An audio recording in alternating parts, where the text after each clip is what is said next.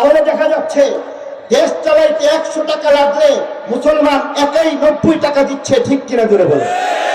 তাহলে বলতে ইচ্ছে করতেছে, বাস্তবতার আলোকে আমরা দেখব এই দেশের মধ্যে 90 টাকাই যেহেতু মুসলমান দিচ্ছে, তাহলে এই 90 টাকা দেওয়ার মাধ্যমে দেখা যাচ্ছে দেশের মধ্যে বর্তমানেও ধর্ম নিরপেক্ষতার মতবাদের অভিশাপ এখনো রয়েছে।